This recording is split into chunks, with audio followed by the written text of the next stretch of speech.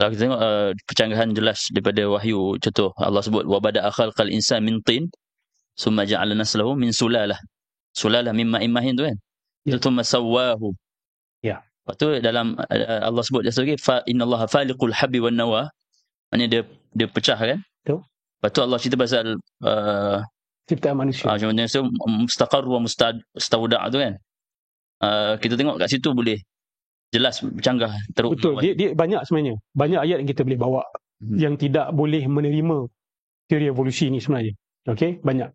Itu salah satunya lah. Kan. Okey, saya rasa kita terus lompat kepada apa ayat-ayat yang sebenarnya menolak teori bahawa Nabi Adam tu sendiri ada leluhur. Itu point dia, itu isu utama dia. Sebab itu yang dijelaskan dalam Al-Quran yang kita tak boleh tolak. Dan kalau tolak benda ni bahaya kepada akidah kita. Nabi Adam tidak ada leluhur. Sebab ayat tadi, inna mathala Isa 'indallahi kamathali Adam. Perumpamaan Nabi Adam adalah seperti Isa adalah seperti Nabi Adam. Allah cipta dia tanah, kemudian Allah kata kun fayakun. Yes, Nabi Isa melalui proses mengandung, tetapi apa persamaan Nabi Isa dengan Nabi Adam? Tak ada bapa. Dan kita tahu secara pasti Nabi Adam tak ada ibu. Nabi Adam tidak ada ayah dan tidak ada ibu. Ini qat'i. Ini not open for discussion. Ini not open for khilaf. Surah Ali Imran ayat 59. Ayat tadi tu. Okay? So, ayat tu pun pada konteks nak membuktikan bahawa Nabi Adam ni, sebab Allah tengah mengkritik Kristian. Sebab Kristian kata Isa Tuhan. Sebab tengok tak ada bapa. Miraculous. So kalau gitu kau kena anggap lah Adam ni Tuhan juga. Bahkan lagi lebih hebat sebab tak ada mak, tak ada bapa. Walaupun Allah tak cakap macam tu, tapi kita faham lah. Kan? Masalah Kristian ni dia kata Isa Tuhan sebab tak ada bapa. So Allah kata Nabi Adam ni tak ada bapa, tak ada mak. Asal kau tak anggap dia sebagai Tuhan? Seolah-olah begitulah yang kita faham. Ulama pun bila tafsirkan pun pergi ke situ. Lebih layak untuk dituhankan adalah Nabi Adam. Kenapa kau tak buat benda tu? So argument kau ada salah besar. Dia mesti anak Tuhan sebab dia tak ada bapa. Kan? Itu antara argument yang mereka buat.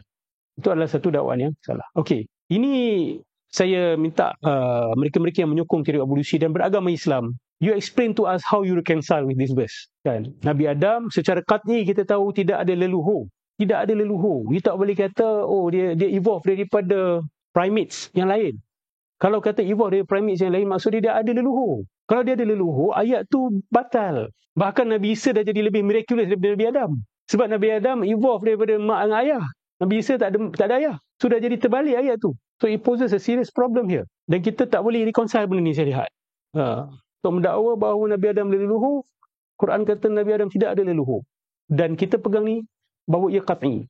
Fahaman itu qat'i. Walaupun secara literal Allah tak cakap Adam tidak ada leluhur, tidak ada ayah, tidak ada ibu. Ya, tak ada statement, tapi semua orang Islam faham bila baca Quran macam tu. Kemudian surah An-Nisa ayat 1 bahawa keturunan manusia semua datang daripada satu jiwa. Dan daripada satu jiwa tu Allah ciptakan pasangan dia.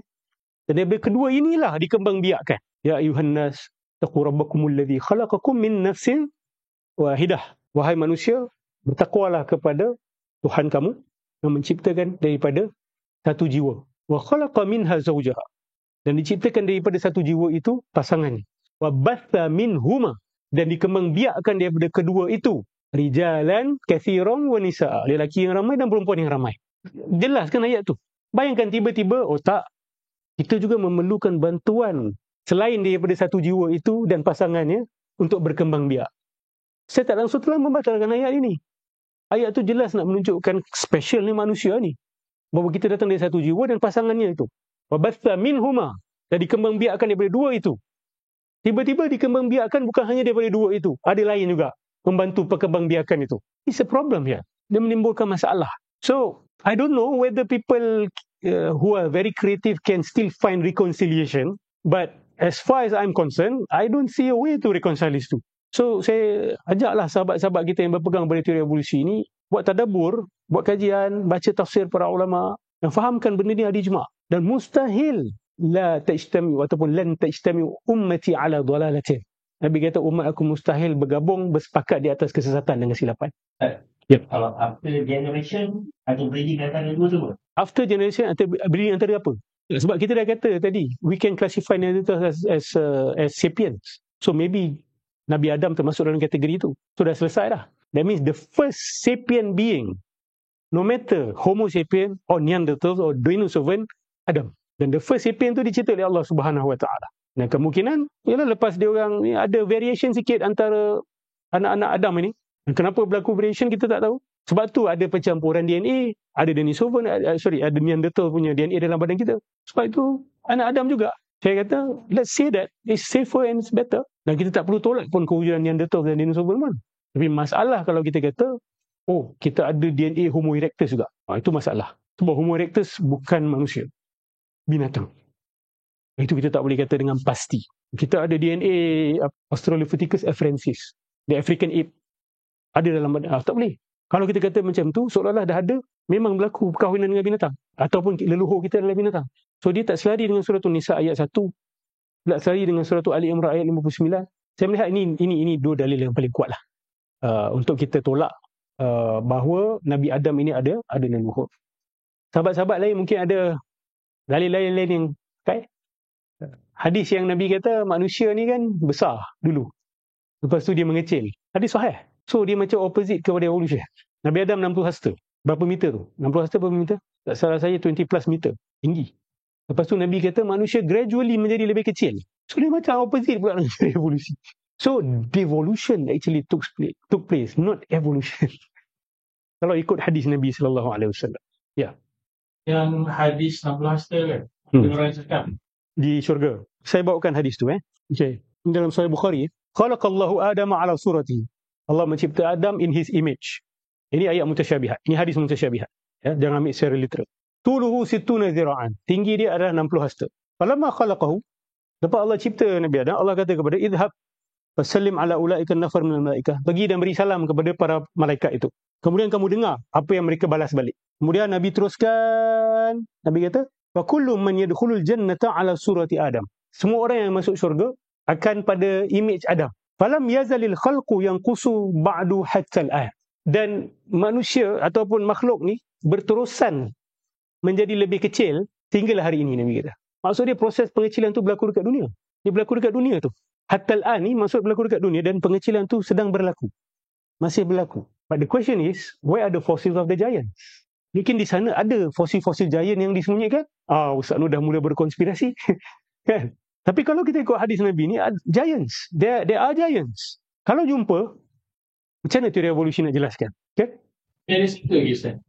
Yang level of yang stratosphere apa semua tu, ada some height je yang oksigen boleh dapat. Yang above tu interesting.